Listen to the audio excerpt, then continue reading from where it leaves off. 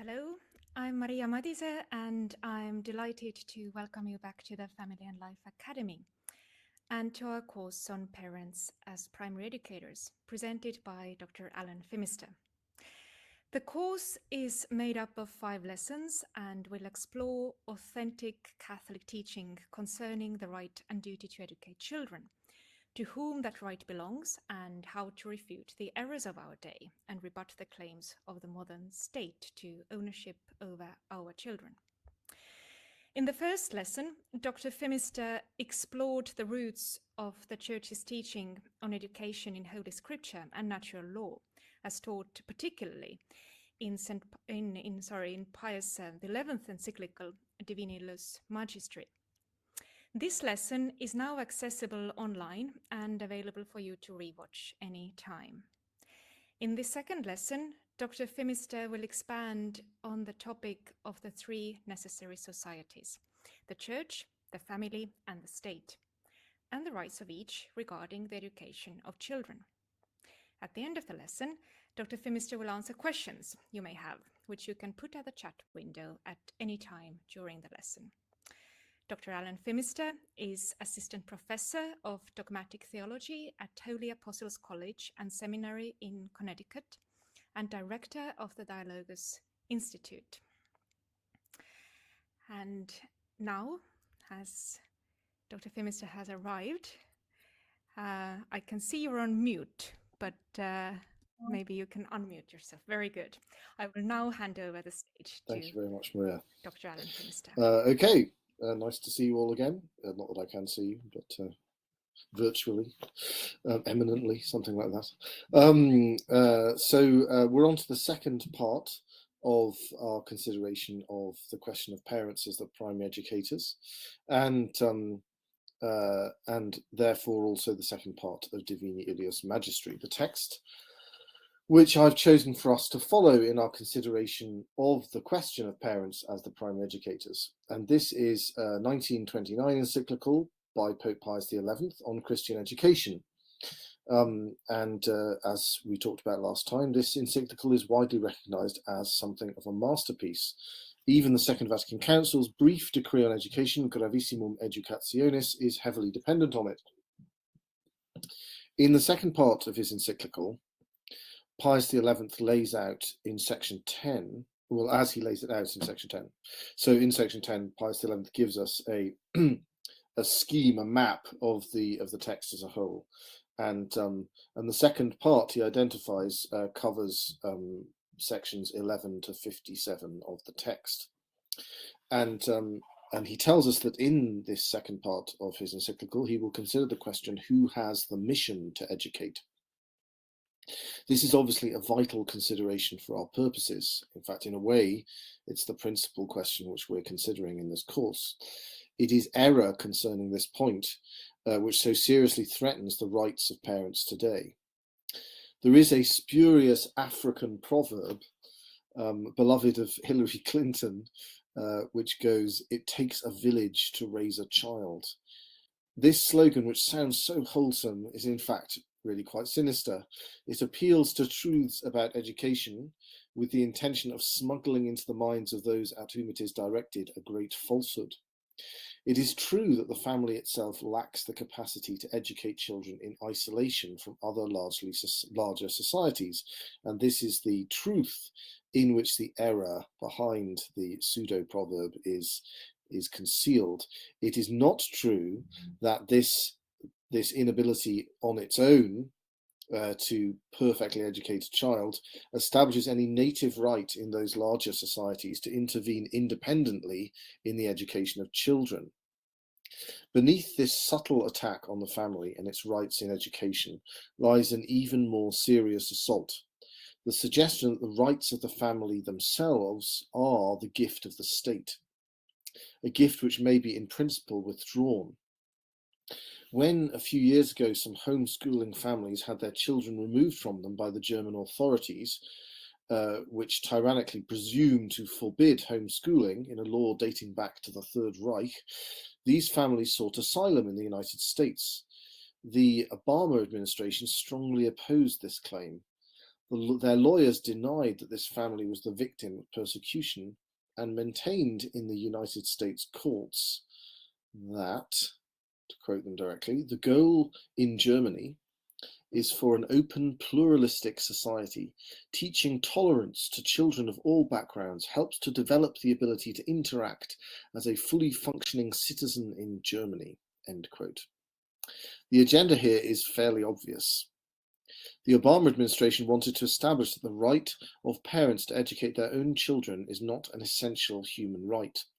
Not because they care about the fate of families in Germany, but because they want to clear the way for some future Liberal administration to eliminate homeschooling in the United States 10 or 20 years down the line, on the grounds that an open, pluralistic society requires this sacrifice. The fact that this was the real agenda is underscored by the fact that once the administration had won their case, they allowed the German family to remain anyway. The political opposition was diffused, but the precedent was established. So what they were up to re-emphasize the point, is that they wanted to make sure that there wasn't established in American jurisprudence that the right to homeschool a child is a fundamental human right in some judgment that could then be appealed to by an American family down the line when some future administration attempted to abolish the right to homeschool in the United States. But they didn't want to draw attention to the fact that this was their agenda by leaving the persecuted German family in the middle of the public view, having them dragged out of their home in whatever state they were taking refuge in and bundling them into a plane back to Germany. So as soon as they'd established the precedent, they waived the particular instance and allowed them to stay. And that sounds like they're being wonderful and humane, but in fact it's incredibly sinister. It indicates precisely the opposite, that they have a very nasty long-term intention and they don't care about the particular case in question. It takes a village to raise a child. It's very important to meditate on this phrase. Only make the terms a little more concrete and the true purpose is revealed. It is for the village to raise your child. That's what the saying is really intended to mean. The first question considered by Divini Ilius Magistri is thus the most important question of all. Who has the mission to educate? In order to understand Pius XI's answer, we need to understand certain principles to which the Pope has alluded in the introductory sections of the encyclical, which we looked at last time. First of all, Pius XI tells us that the question of education is inextricably tied up with the question of the end God has appointed for man in this order of providence. What does this mean? The tradition of the Church is eudaimonistic. That is, the great doctors of the Church, such as St. Augustine and St. Thomas Aquinas, teach that everything man does, he does for the sake of happiness, eudaimonia in Greek. Happiness is what we call that which we desire above all things, and for the sake of which we do and desire everything else that we will and desire. All of human unhappiness in this world arises from error concerning the true nature of happiness. Those who imagine it consists in pleasure or fame or honor or power or wealth bring misery to themselves and to everyone they lead into the same error. It is possible for man clearly to perceive in what happiness truly consists, and also that he will never be able to attain it, but that is the state known as hell, and it belongs not to this life, but to the next. So in this life, unhappiness does not arise from perceiving the true nature of happiness and being unable to attain it. That is reserved only for those who are damned. In this life, unhappiness arises from not perceiving the true nature of happiness. That is the source of all human misery, at least on this side of the grave. It is possible by natural reason to identify the flaw, as it were, of human happiness. We can see what sort of creature man is, what his powers are, and what it would be for those powers to flourish. We can see the sort of resources that are available to man in the world in which he lives, and how they might be employed to attain to this natural happiness, which Aristotle calls the activity of the soul in accordance with virtue. Virtue being a habit which perfects one of man's natural powers. This is all very good as far as it goes. The problem is what Pius XI calls the order of providence. In the real world in which we live, God has given to man not merely the happiness he might expect to be able to attain by nature, but also a participation in the infinite happiness of God. Even if God had not done this, we would still be able to know the existence of God by natural reason. And so we are aware of the fact that any number, in fact, an infinite series of ends higher than the end merely proportionate to our nature, the flaw that we talked about, could be given to man by God. Furthermore, we can guess at the specific means God has appointed to man to attain to the degree of happiness he has made available to him in this world. But we can know what those means are and what the end is only if God tells us. In fact, because God has appointed for us the highest possible end of all, participation in his own divine nature, we cannot even guess. The happiness God has offered us in this order of providence is out of all proportion to man's natural powers or expectations. So for both these reasons, God's freedom in the gift and the sheer magnitude of the gift, we have to be told our end and the means to attain it by revelation. So just to reiterate that point, man, looking at his own nature, can see what, at the least, human happiness must consist in. And essentially that's what Aristotle is doing in his ethical writings, preeminently the Nicomachean Ethics. And but we can also know by natural reason, as well as knowing this, what we call the proportionate natural end of man, that which, the sort of flourishing which necessarily corresponds to man's nature, we also know by natural reason that God exists and that man is a creature. And therefore we know that God can and must appoint for us a specific end in this particular world which he's chosen to create out of all the infinitude of possible worlds he could have created. And because this is entirely in God's gift, there's no way of knowing it just from looking at our own nature. We have to be told it by God. And this is made even more necessary by the fact that the end, which in fact God has given us, is infinitely higher than this flaw of the end proportionate to nature. It's in fact the participation in the divine nature. And therefore, for those two reasons, because man's end is supernatural, beyond all natures, and because it lies in God's free gift, we have to be told it by our Creator. As St. Thomas the Apostle said at the Last Supper, "Lord, we do not know where you are going. How can we know the way?" And as St. Paul says, "Eye has not seen, nor ear heard, nor yet has it entered into the heart of man what God has prepared for them that love him and revealed to us through his Spirit." It is always important to remember, however, the great principle of St. Thomas Aquinas, that grace does not destroy but perfects nature. In raising man to the glory of the supernatural end, God does not destroy but superabundantly fulfills the powers of man's nature. Nevertheless, having elevated him in this way, man is not now, even if he wanted to, able successfully to pursue merely natural perfection. He can't stay on that floor without seeking it in and through his supernatural destiny. God seeks us out by gifts of grace, intimating to us our supernatural destiny. And though we may close our mind to these promptings, they do not fail to awaken in us the desire for something infinite. And so the longer we take to listen to his voice, the more ruin and destruction we inflict upon ourselves, our neighbour and the world, seeking to extract infinite satisfaction in finite objects. As St. Augustine puts it, "Late have I loved you, beauty so old and so new. Late have I loved you, and see you were within, and I was in the external world and sought you there. And in my unlovely state I plunged into those lovely created things which you made. You were with me, and I was not with you. The lovely things kept me far from you. Though if they did not have their existence in you, they had no existence at all. You called and cried out loud and shattered my deafness. You were radiant and resplendent. You put to flight my blindness. You were fragrant, and I drew in my breath, and now I pant after you. I tasted you, and I feel but hunger and thirst for you. You touched me, and I am set on fire to attain the peace which is yours."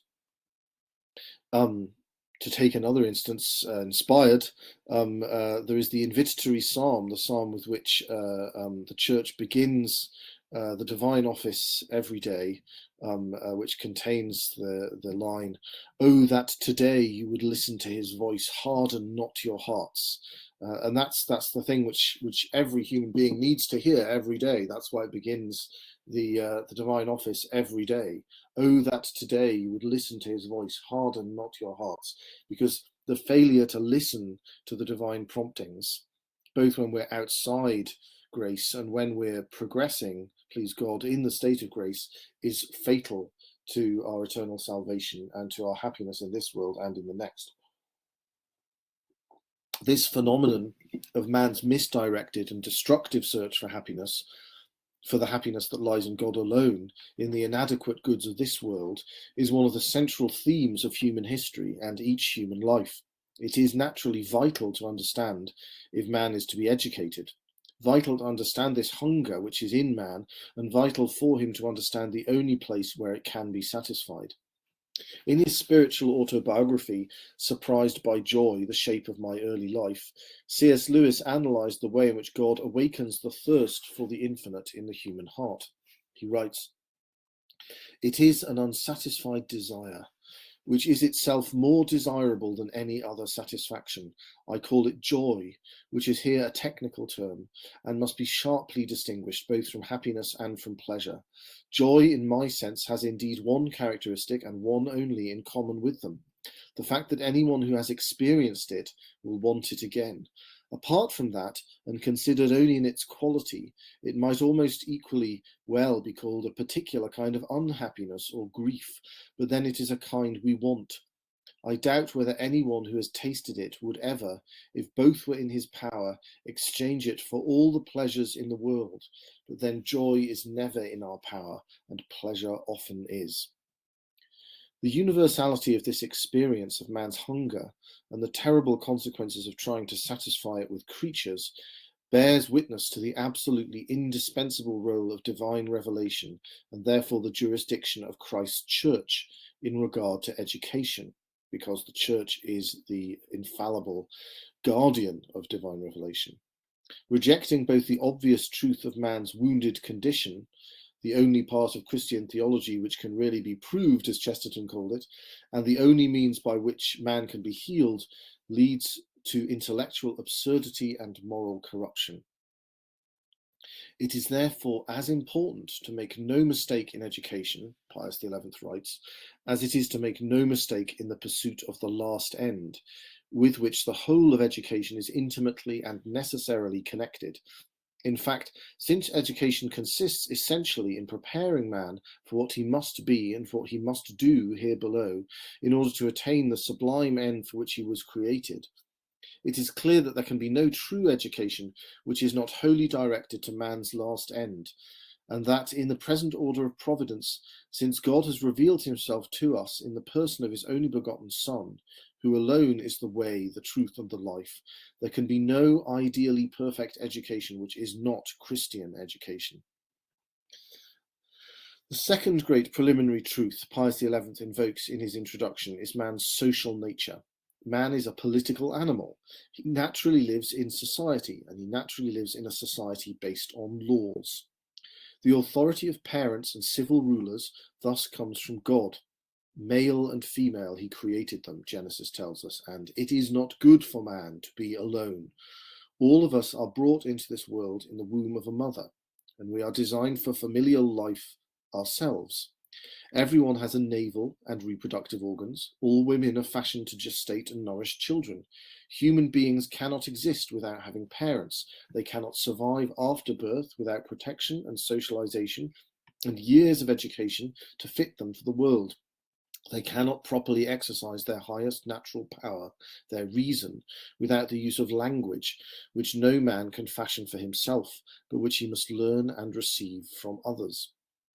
Indeed, the social nature of man, which by reason alone we would suppose to be a sign merely of his weakness and lowly position in the hierarchy of intellectual beings, we discover from revelation is a reflection of the very life of his Creator, Father, Son, and Holy Spirit. God is love, St. John writes, and whoever abides in love abides in God, and God abides in him. I will not now call you servants, our Lord told the disciples, for the servant knoweth not what his Lord doth, but I have called you friends, because all things whatsoever I have heard of my Father I have made known to you. The gospel reveals man to himself. It preserves the natural society from which he comes, but it reveals to him and to it their true meaning and origin. So we wouldn't know by natural reason, we wouldn't know unless God had elevated us to a supernatural end, that in fact human society is derived not from its purpose and meaning is derived not from simply the fact that man needs help, although it does come from that, and man does need help. But ultimately, it is derived from the fact that God himself is three persons in one substance. And in being a social animal, man reflects the divine perfections of the Blessed Trinity. But this is an inexpressible mystery concealed in the depths of the divine nature and revealed to us in virtue of our Lord's self-revelation in his incarnation, which we could never otherwise have known. From this we see, Pius XI explains, the supreme importance of Christian education, not merely for each individual, but for families and for the whole of human society, whose perfection comes from the perfection of the elements that compose it. From these same principles, the excellence, we may well call it, of the unsurpassed excellence of the work of Christian education becomes manifest and clear. For after all, it aims at securing the supreme good, that is God, for the souls of those who are being educated, and the maximum of well-being possible here below for human society. And this it does as efficaciously as man is capable of doing it, namely by cooperating with God in the perfecting of individuals and of society. These two great truths, man's supernatural end and his social nature, provide the basis for his answer to the question, who has the mission to educate? In the beginning, Adam was endowed with the infused knowledge of all natural species. He was the first ancestor of the entire human race, and he was able to transmit sanctifying grace by natural generation. All this was broken by the original sin. Civil authority, paternity, and priesthood became disassociated from each other. Man's intellect was clouded, and the restoration of God's grace became possible only through bloody sacrifice. Three societies, which would have been distinct only formally, became materially distinct as well: the family, the state, and the church. These are what Pius XI calls the three necessary societies. The first of them, both logically and chronologically, is the family. And this priority is the basis of the primacy of parents as educators. But since the fall, the family has not been a perfect society. That is, the family does not possess within itself all the necessary means for the attainment of its end. Because the family is a natural society, that end is the same as the end of man himself, the natural end of man proportionate to his nature. But for Christians, the family is taken into the church and elevated to the supernatural end, and so its activities as the domestic church are also directed to the attainment of man's absolutely final and true end, the vision of God. And yet for neither of these ends is the family now sufficient. Families must marry outside of themselves and are unable to provide in a secure and lasting way for their material necessities, and grace is bestowed upon their offspring after birth by baptism, not at the moment of conception. And yet the family remains primary and natural. Nothing which it can do for itself may it be compelled to obtain from others, and nothing which it can do well for itself ought it to obtain from others. This is the first and the exemplary instance of the great principle Pius XI formulated 2 years later in his encyclical Quadragesimo Anno, the principle of subsidiarity. He writes, just as it is gravely wrong to take from individuals what they can accomplish by their own initiative and industry and give it to the community, so also it is an injustice and at the same time a grave evil and disturbance of right order to assign to a greater and higher association what a lesser and subordinate organization can do. For every social activity ought of its very nature to furnish help to the members of the body social and never destroy and absorb them.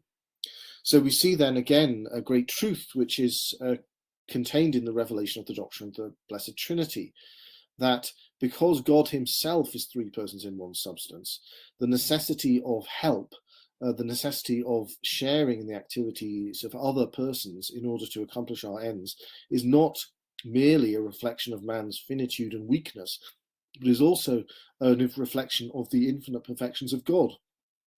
If, as for example, the Neoplatonists, the pagan Neoplatonists held, we were to suppose that absolute solitude were the perfect realization of being, of the nature of the first principle of all being, as opposed to the doctrine of the Trinity, then we would have something like an opposite, an anti-principle of subsidiarity, that if two social entities are equally well able to perform the same function, the larger one should do it, that surmounting plurality in favor of undifferentiated unity would be the highest achievement of society. And so that we see that everywhere outside the church, the state always has a tendency towards this error, this totalitarian error of suppressing plurality for the sake of undifferentiated unity, and that the existence and a joyful coexistence of great richness and variety in social life flows from the revelation of the doctrine of the Blessed Trinity, that God is three persons in one substance. The Holy Roman Emperor, Maximilian I, managed to unite a vast swathe of the world under the rule of his family, the Habsburgs, one of the greatest Catholic dynasties, by a series of brilliant marriages. And his family held this amazing patchwork together for 2 centuries by marrying their cousins systematically. And he was said to have remarked, "Bella gerant ali, tu felix Austria nuba, let others make war, you happy Austria, marry." His father, the Emperor Frederick III, took the motto, "Austriae est imperare orbi universo," it is for Austria to rule the whole world. AEIOU, you'll see it on various monuments associated with the family. In 1511, the Emperor Maximilian took this to the next level and hatched the plan of persuading Pope Julius II to appoint him his successor as coadjutor Bishop of Rome. And then, as he explained to his daughter Margaret, as both Pope and Emperor, he would canonize himself, thus uniting the temporal, spiritual, and charismatic hierarchies in his own person. Alas, he was unable to persuade the cardinals of this plan, despite setting aside 200,000 or 300,000 ducats for the purpose of oiling the curial wheels. And in general, such schemes have been considered to be contrary to the Saviour's intentions for his church. The cousin marrying scheme also founded on escalating levels of deformity and mental incapacity it created in his descendants, which finally led to the extinction of the Spanish branch of his dynasty. So the Habsburgs, having tested the opposite strategy of having undifferentiated unity of the family, the state, and the church, and unity of government over the whole world in a single governing power, them having tested this strategy to destruction, we can be fairly sure that it is God's will that the family, the temporal power, and the spiritual power be, if not separated, then formally and materially distinct. But everything which the family can do for itself, justice, good, and right order demand that it retain within its power.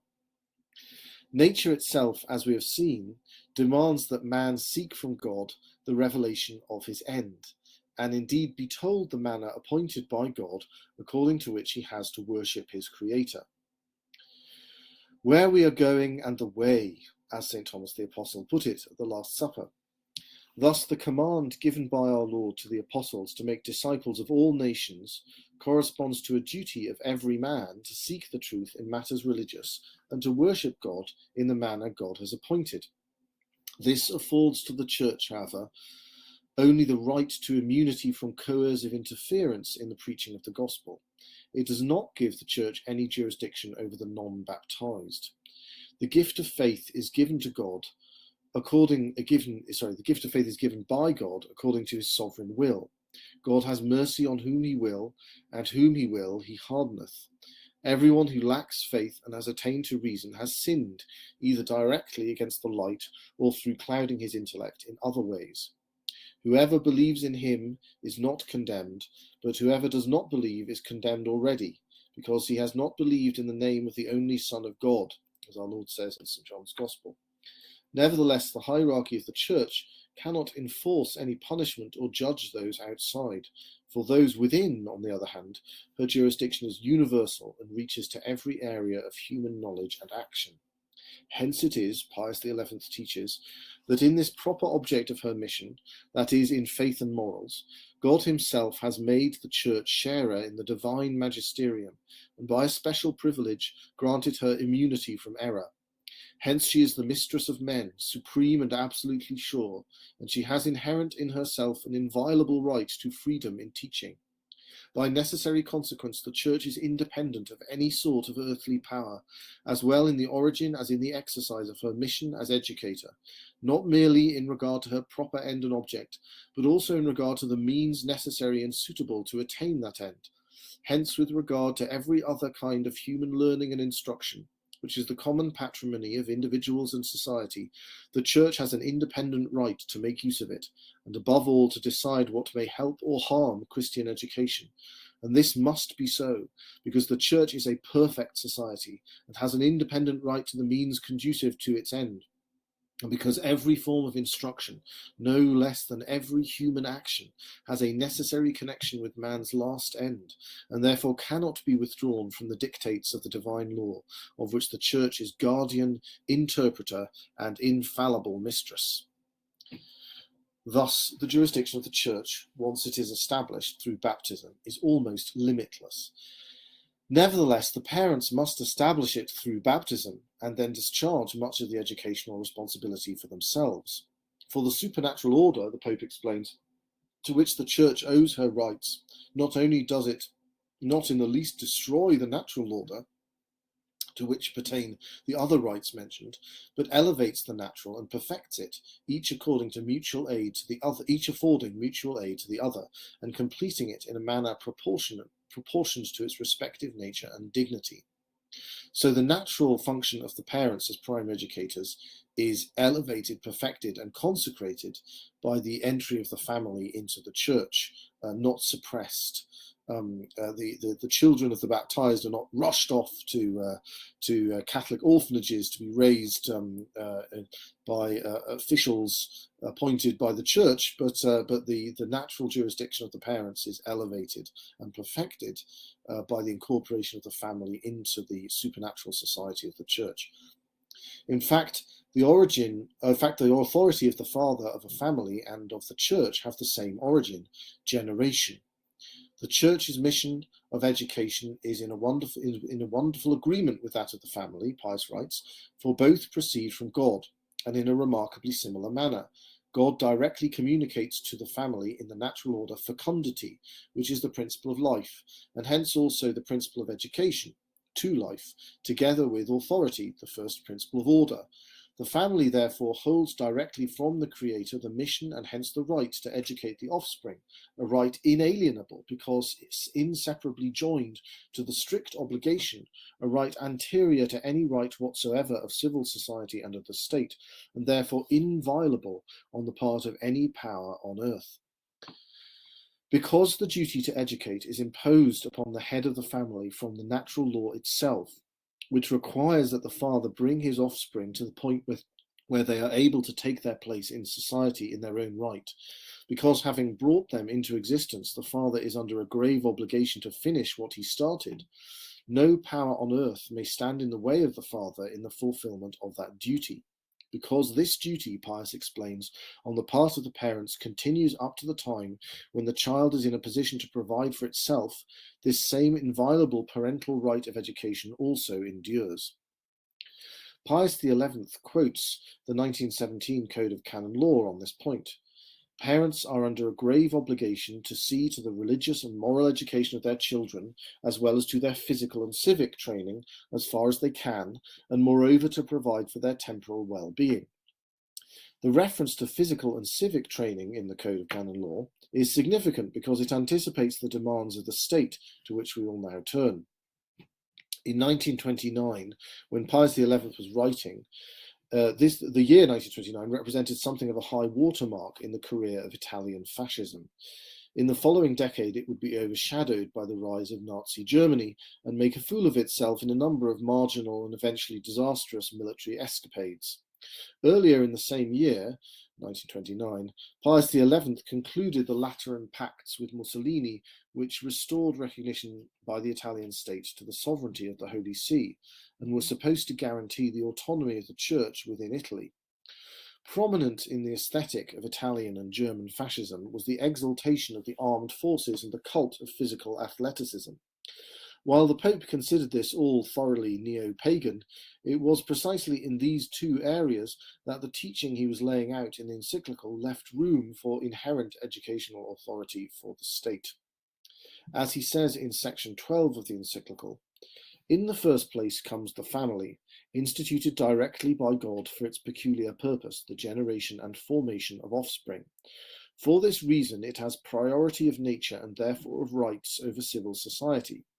Nevertheless, the family is an imperfect society, since it has not in itself all the means for its own complete development, whereas civil society is a perfect society, having in itself all the means for its peculiar end, which is the temporal well-being of the community, and so in this respect, that is, in view of the common good, it has preeminence over the family, which finds its own suitable temporal perfection precisely in civil society.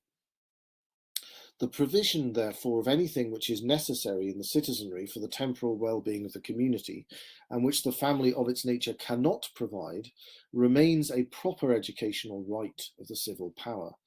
The functions of the state may be divided for explanatory purposes into 5 parts. Those functions to which it has no right, and which it has simply usurped, for example, the pretended right to dissolve marriages or inheritance tax. Those functions to which it is not suited, but which for grave reasons it might need to assume, say the requisitioning of the grain supply during a famine or coal mines during a war. Those functions which are genuinely indifferent and might be equally well run by the state or private owners depending on variable conditions, for example, the railways. Those functions which ought really to be undertaken by the state, but might for exceptionally grave reasons be given to private initiative, such as policing or tax gathering. And finally, those functions which absolutely cannot be alienated by the temporal power without dissolving itself, such as the issuing of currency, the maintenance of courts and of an army, and the wielding of sovereign legislative power. Because these last functions simply cannot be alienated by the state without its self-abolition, the state has the right to demand that its citizens, insofar as their services are required to maintain these functions, are educated to the level necessary for them to do so. They need to be educated to the level necessary to fight successfully in a war against enemies armed and equipped to the level prevalent at the time in question. They need to be able to exercise any voting rights they might have in an informed and responsible manner. Obviously, therefore, the level of education the state has a right to expect will vary dramatically between a feudal monarchy or a nomadic tribe and a 19th century nation state or a modern welfare state. This does not in itself give the state the right to educate its children or future citizens directly, because the parents, as the quotation from the Code of Canon Law indicates, can also provide physical and civic training. But there is a level of such training which may be beyond what could be reasonably expected of the family, and therefore within what the state might insist upon conducting itself. I said future citizens earlier because even though modern states treat infants as having acquired citizenship at birth, this is not altogether consonant with the teaching of the Church. Pius XI quotes Leo XIII to the effect that children enter into and become part of civil society not directly by themselves, but through the family in which they were born. St. Paul indicates in Galatians that the condition of minors is, strictly speaking, servile. This provides an implicit argument that those elements of physical and civic training, which cannot be conducted by the family but have to be undertaken by the state directly, should be delayed until majority. Leo XIII also insisted that policing of this boundary is a duty imposed upon parents by the natural law. They cannot simply choose to waive their rights in a situation where the civil power is alleging that they do not exist, or in a situation where a school proffered by the state places their children in danger of imbibing the deadly poison of impiety. Obviously, the neo-pagan ethos of the various fascist and Nazi clubs, movements, and institutions made this prospect very real indeed. Likewise, today, secular state schools or pseudo-Catholic institutions pose a most grave threat of moral corruption. Pius XI does not go as far as to assert openly that the creation of a government-controlled comprehensive educational system is itself a de facto usurpation of parental rights, as the English bishops had done a few years earlier, pronouncing that the education of children is no part of the functions of the state. Although really this is implied by the logic of his argument. Nevertheless, Pius XI is glad to be able to quote from the US Supreme Court as having maintained in a judgment earlier that decade that it is not in the competence of the state to fix any uniform standard of education by forcing children to receive instruction exclusively in public schools meaning in the American context, state schools. Pius elsewhere expands the point. Accordingly, unjust and unlawful is any monopoly, educational or scholastic, which physically or morally forces families to make use of government schools, contrary to the dictates of their Christian conscience, or contrary even to their legitimate preferences. It is worthy of note that when a comprehensive educational system is maintained out of general taxation, it will inevitably be the case that sometimes a family will be unable to afford to educate its own children, or to send them to a school of their choice, because their income falls below the level which would permit this, precisely because of the taxes which are going in part to fund these civil schools. Thus, the very existence of state schools will mean that in some cases families are forced to make use of government schools, contrary to the dictates of their Christian conscience or to their legitimate preferences.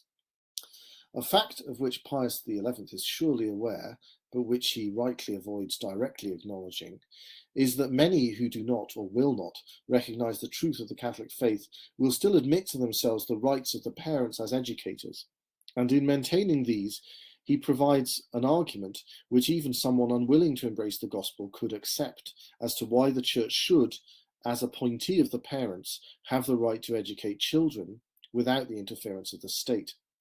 It is right that Pius XI does not make this argument openly, because the reasons arguing for the truth of the Catholic faith, even to human reason without faith, are so compelling that it is not reasonable for a person not invincibly ignorant to refuse to accept the divine mandate of the Church. It is important, therefore, that he does not give the impression that it is reasonable by overtly entertaining such a position even hypothetically in his argument. He makes the point, therefore, obliquely, saying, "History bears witness how, particularly in modern times, the state has violated and does violate rights conferred by God on the family. At the same time, it shows magnificently how the Church has ever protected and defended these rights, a fact proved by the special confidence which parents have in Catholic schools. Of course, there is an apparent exception to the inviolable rights of the family. Apparent because it only truly occurs when the family has effectively dissolved itself by the demise or idiocy of the parents, or by the fathers acting in a manner seriously incompatible with the family's own common good. Were he, for example, to threaten the lives of his children, or seek to use them in some gravely immoral fashion. In these circumstances, the state would be able to intervene, as indeed would any private individual. Thus, Pius writes, "It also belongs to the state to protect the rights of the child itself when the parents are found wanting either physically or morally in this respect, whether by default, incapacity, or misconduct, since, as has been shown, their right to educate is not an absolute and despotic one, but dependent on the natural and divine law, and therefore subject alike to the authority and jurisdiction of the Church, and to the vigilance and administrative care of the state in view of the common good. Besides, the family is not a perfect society, that is, it has not in itself all the means necessary for its full development. In such cases, exceptional, no doubt, the state does not put itself in the place of the family, but merely supplies deficiencies and provides suitable means, always in conformity with the natural rights of the child and the supernatural rights of the Church."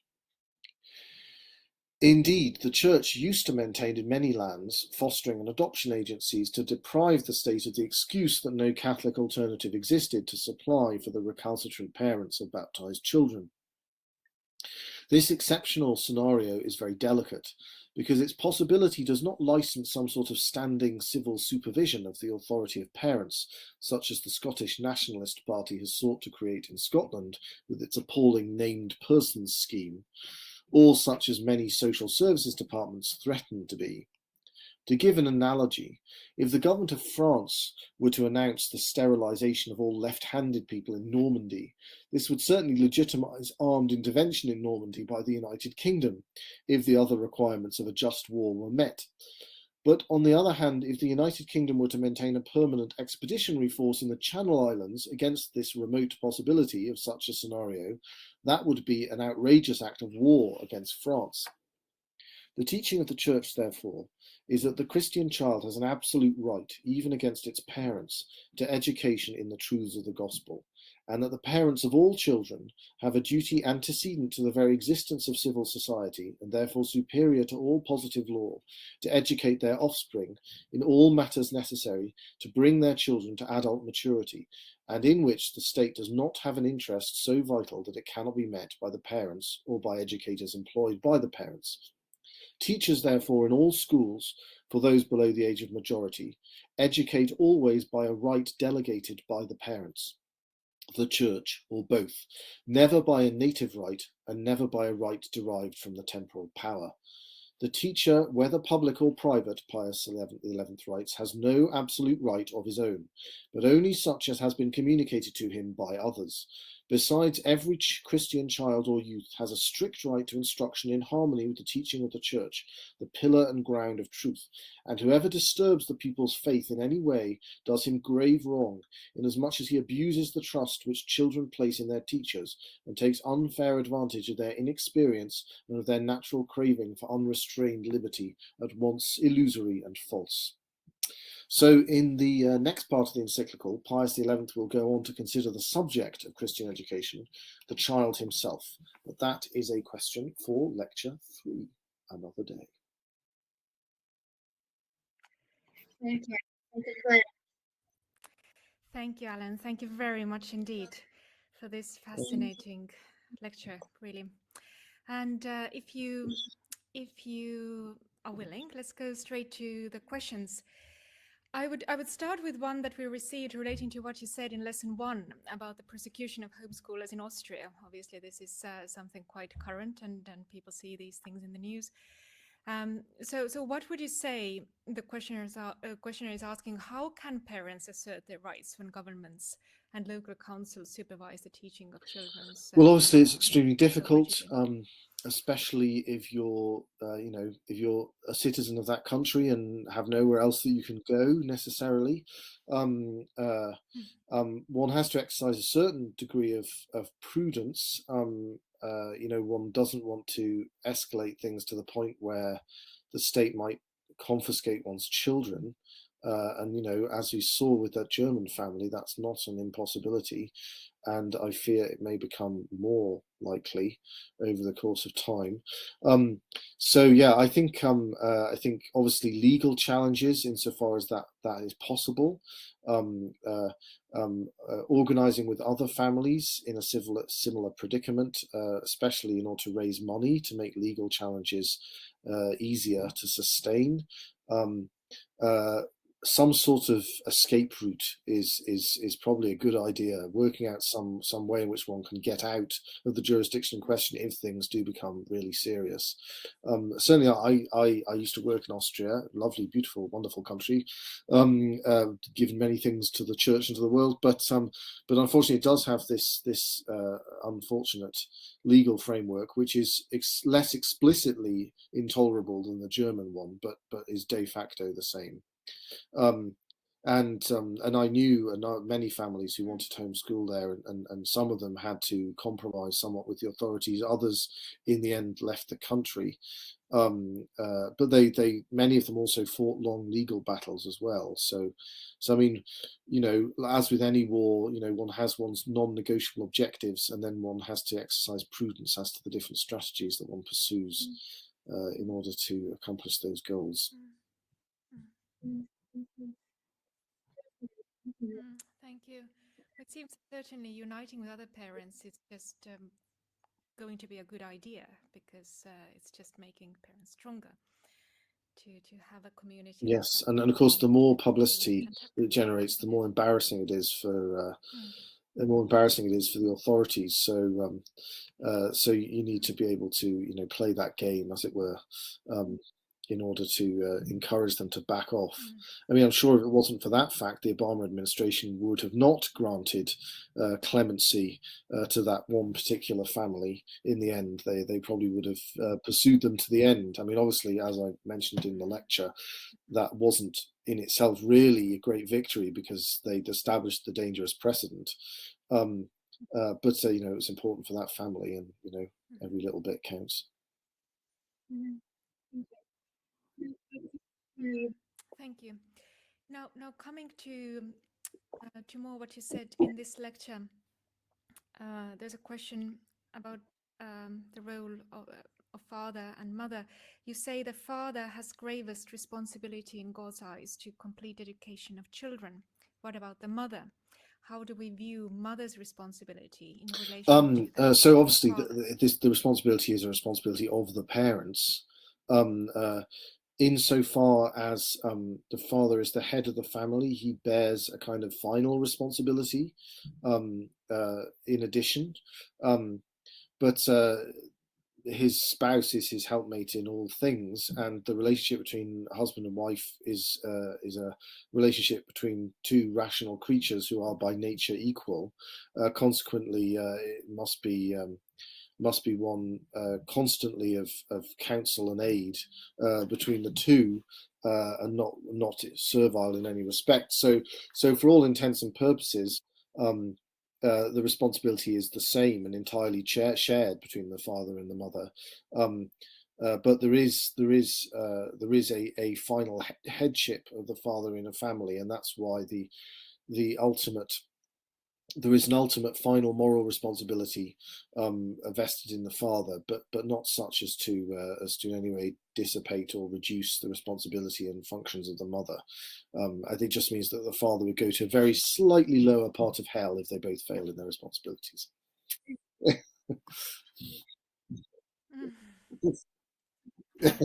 Well, happy thought. Thank you. If a Catholic marries outside the church, the marriage is invalid both naturally and supernaturally. What is the impact of this on the education of children? Of course, you can. I mean, that's a convoluted. Well, I mean, not convoluted, but you nuanced. You can get dispensation to marry a baptized person who isn't properly, fully in conformity with the church. Obviously, it's not desirable in itself, and you can even get a dispensation to marry someone who isn't baptized, but then the marriage is purely natural. So both spouses would be deprived of the graces of matrimony. In the case of the second instance, if you married somebody outside the church entirely who wasn't baptized with dispensation. Of course, if you married somebody invalidly outside the church, so you attempted without dispensation to marry a non-baptized person, then the marriage would be invalid.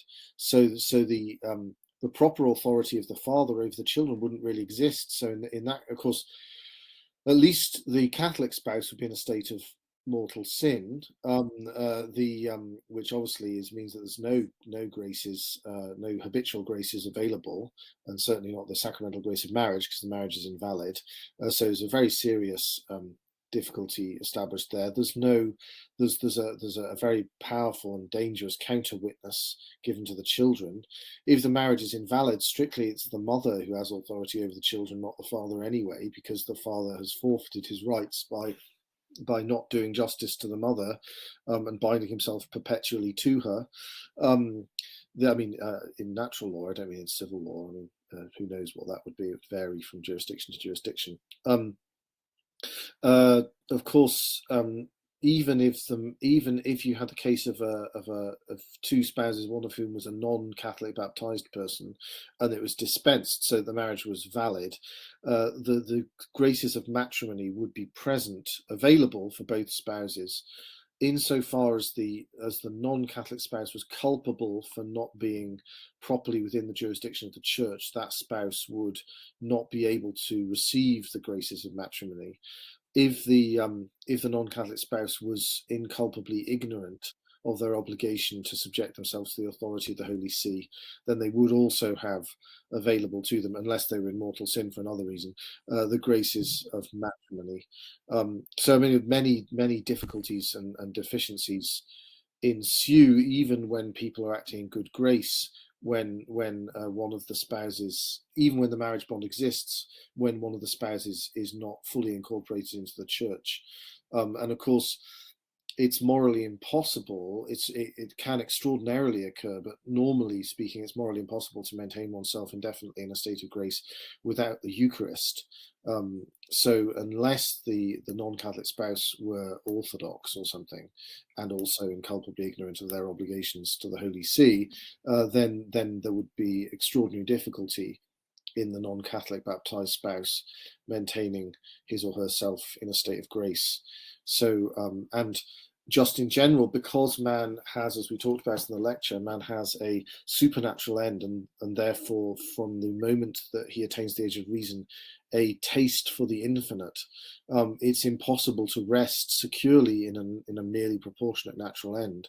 So any human being who tries to pursue the natural end to the exclusion of the supernatural end will fail, really quite spectacularly, although sometimes the spectacularness can be concealed in the case where one is, as our Lord says, a whitened sepulchre, and there's a certain bourgeois respectability on the outside and dust and bones on the inside. So, but in all these scenarios, obviously that's very unfortunate and extremely difficult. And so, as I was saying a little bit about the question of Pius XI avoiding directly making the argument based on a false premise, but rhetorically useful, of the utility of the church as a sort of pressure group for the natural rights of families, even if one didn't concede the supernatural rights. So in the same way,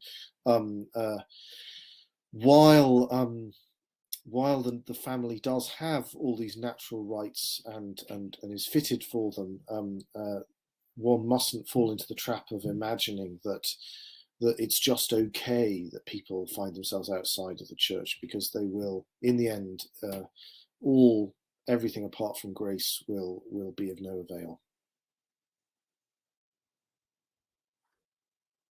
Sorry, I'm not sure that's a compliment.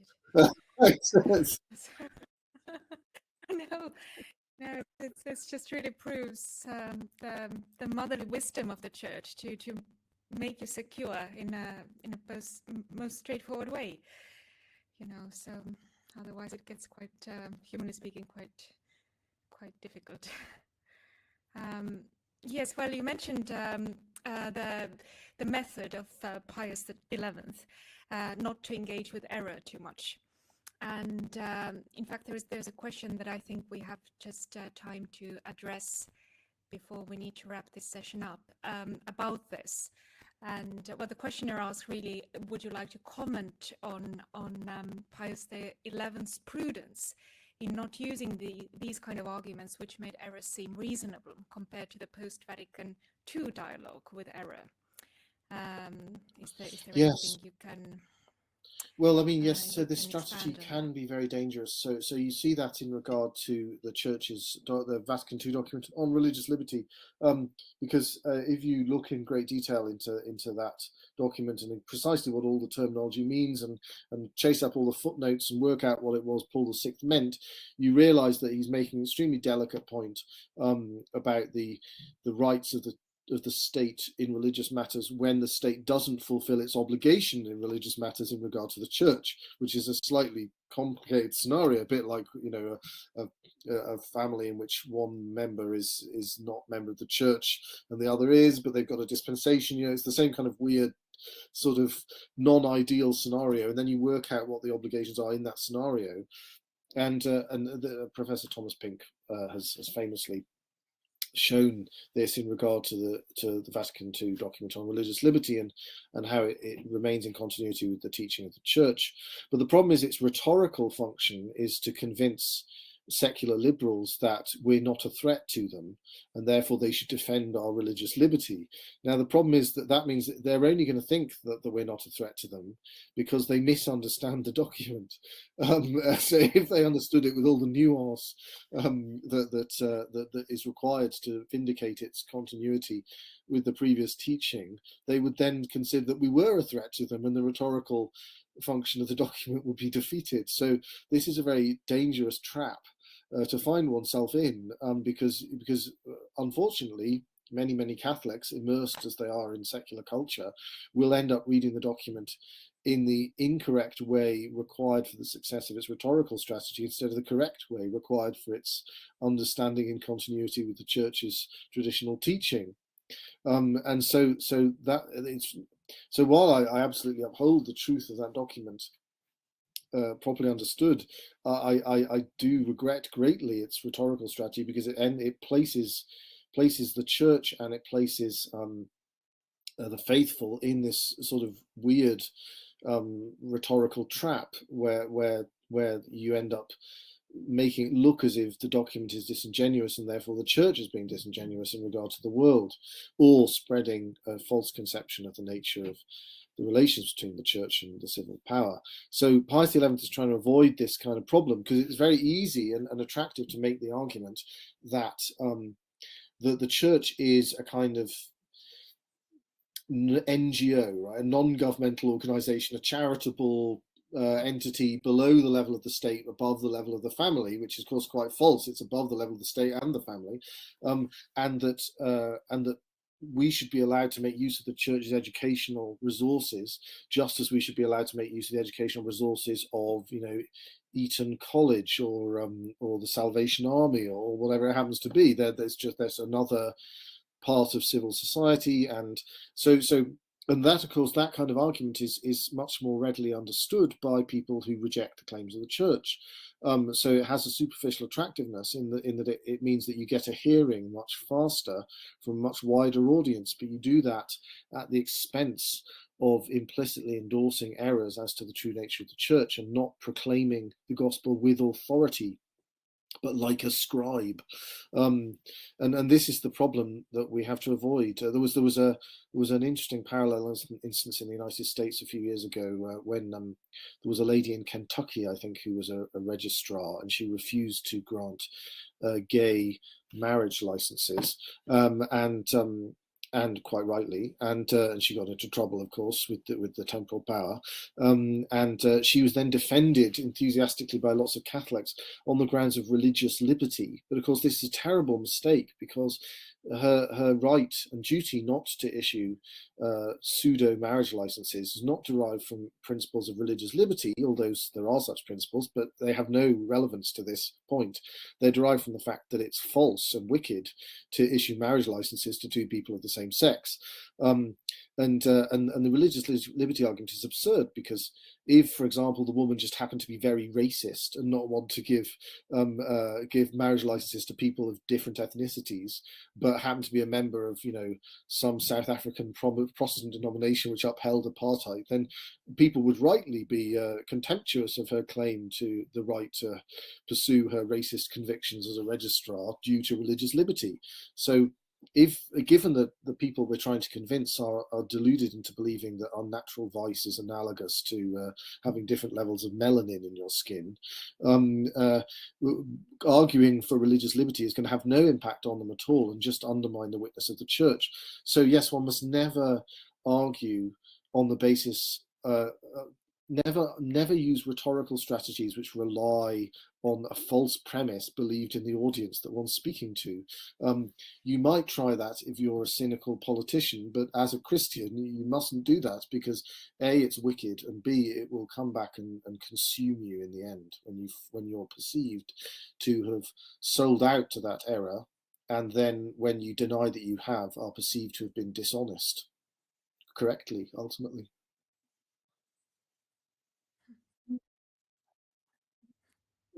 Thank you for this very clear instruction. Wonderful. Now we've spent a very fascinating hour, Alan. So thank you very much, and thank you everyone for your participation today. The video of this lesson will be made available on the Family and Life Academy website, along with study notes and other resources. So we look forward to seeing you for lesson 3, which will cover the topics of fallen nature, discipline, pedagogical naturalism, and co-education, I believe. So please join us again, and please look out for other courses available at the Family and Life Academy. Now, a big thank you again, Dr. Phimister, and we look forward to learning more from you next time.